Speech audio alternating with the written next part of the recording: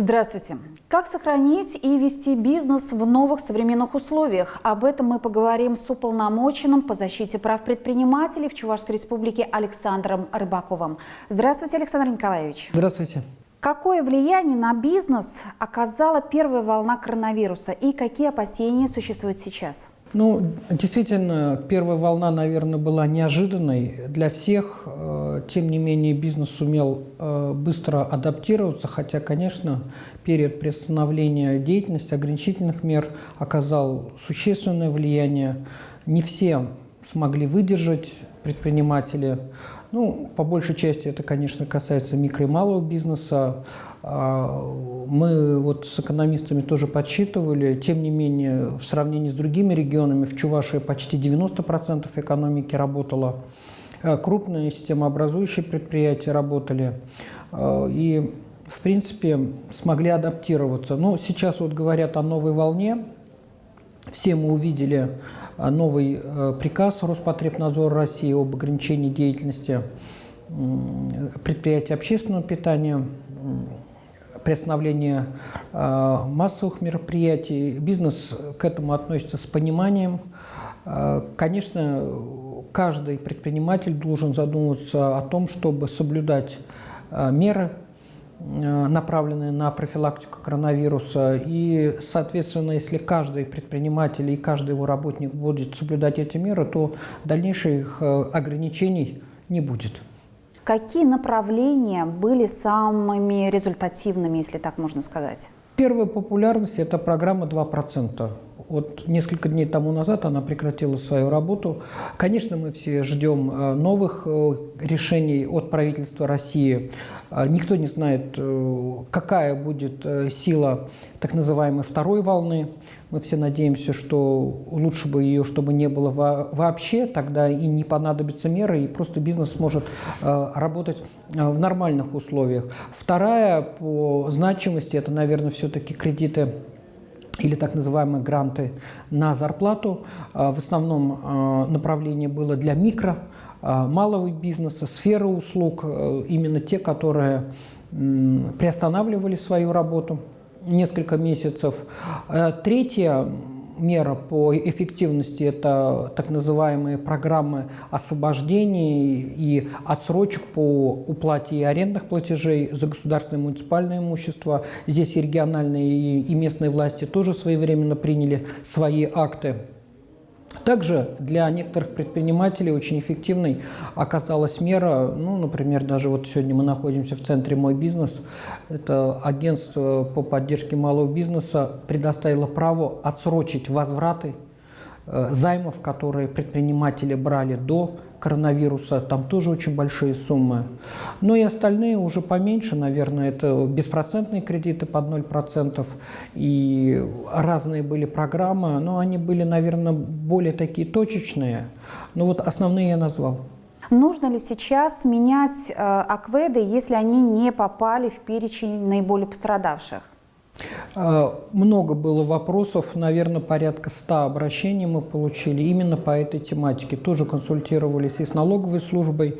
Минэкономразвития России выбрала подход при определении АКВЭДов именно по состоянию на 1 марта. И, соответственно, те, которые меняли АКВЭДы потом, уже не появлялись в реестре, в сервисе налоговой службы. Но, тем не менее, никто не знает, что будет дальше. И вообще в целом, наверное, если ты фактически осуществляешь деятельность по основному АКВЭДу, общественное питание, то нет смысла, наверное, оставлять там торговлю продуктами или производство, или наоборот, если ты занимаешься производством, переработкой продукции, то, наверное, есть смысл все-таки основной АКВЭД сделать таким, который соответствует основному виду деятельности, и чтобы больше к этому вопросу не возвращаться. Мы тоже спрашивали, например, у микробизнеса, который торгует, например, одеждой, почему они выбирали тот АКВЭД тогда. Кто-то в 2003 году получал его или им присваивали. Они говорят, что тогда и не смотрели.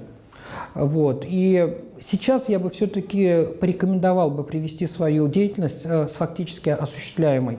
И если она меняется, то своевременно менять. Денег это не стоит, все это можно сделать в удаленном режиме, через цифровые сервисы, через личный кабинет налогоплательщика. Я бы порекомендовал бы сделать это. По поводу налогов. Очень много интересной информации. Но, в частности, вот в Доме правительства Чувашии назревает налоговая реформа. Что бизнес говорит или как он реагирует на упрощенную систему налогообложения и на налог на имущество? Да, действительно, у нас было несколько раундов переговоров с Минфином вместе с деловыми объединениями предпринимателями, с торгово-промышленной палаты. Я сам лично собрал порядка 15 предложений, которые были обсуждены и с министром финансов лично.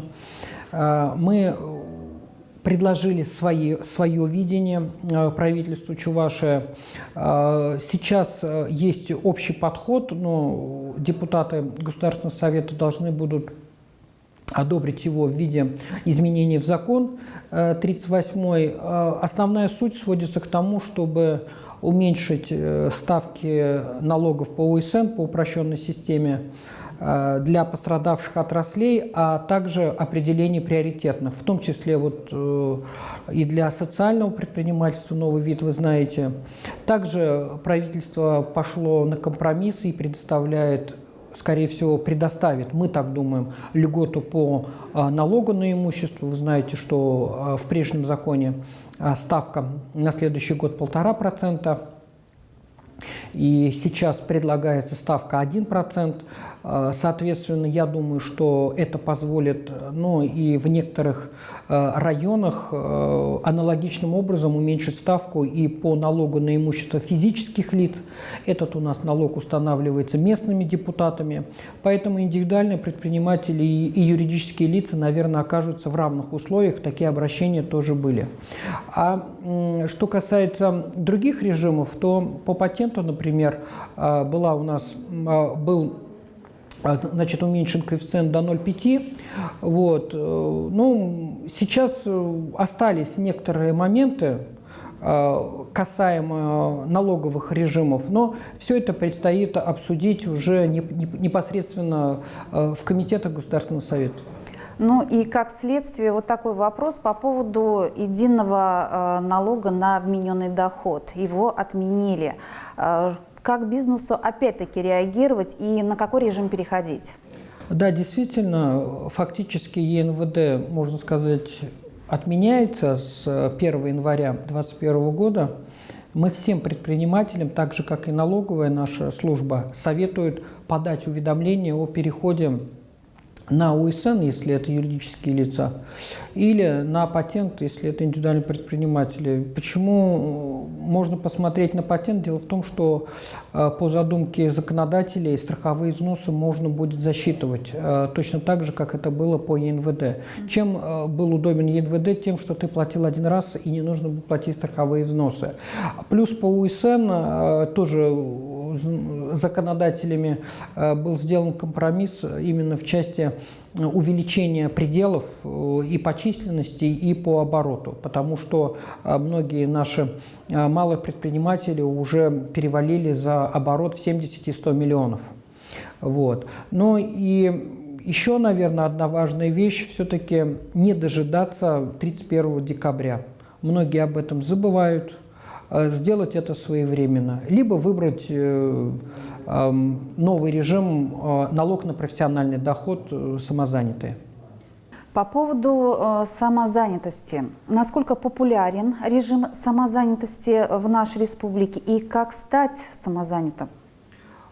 Тоже очень важный вопрос, наверное, для микробизнеса или для начинающих предпринимателей, которые только думают стать. Они могут скачать на телефон программу «Мой налог». Ходить в налоговую службу не надо. Можно в электронном виде зарегистрироваться в качестве самозанятого и, соответственно, в упрощенном порядке уже осуществлять свою деятельность. Там единственное ограничение, что не должно быть наемных работников, и оборот не может превышать 2,4 миллиона рублей. Около 5000 уже, ну, цифры каждый день меняются, в Чувашской республике самозанятых. И, соответственно, плюсы связаны с тем, что упрощена бухгалтерская отчетность. Вам не нужен бухгалтер, чтобы вести подсчет налогов. Все это делает программа. Вам не нужна касса для этого. Ну и, соответственно, поняв, можете ли вы осуществлять эффективную деятельность, дальше уже можно расти и, соответственно, выбрать ОСН либо патент. Если самозанятый платит, если работает с физическим лицом, 4%, если он получает доход от физического лица, от юридического лица всего 6%. При этом он освобожден от уплаты страховых взносов. Именно вот это преимущество. Вот такой вопрос. Насколько бизнес-сообщество в нашей республике, в нашем регионе юридически грамотно? Ну, мне кажется, довольно-таки грамотно. Почему? Потому что у нас регион считается пишущим довольно-таки, я имею в виду с точки зрения обращений. У нас люди очень грамотные, я даже это вижу по тем жалобам, обращениям, которые ко мне приходят. Хорошее образование в Чувашской республике они получают, это видно действительно. По поводу взаимодействия бизнеса и власти. Вот расскажите, насколько вот успешно, а может быть не очень успешно, вашему институту удалось защитить права тех или иных граждан? Может быть, какой-то конкретный пример приведете?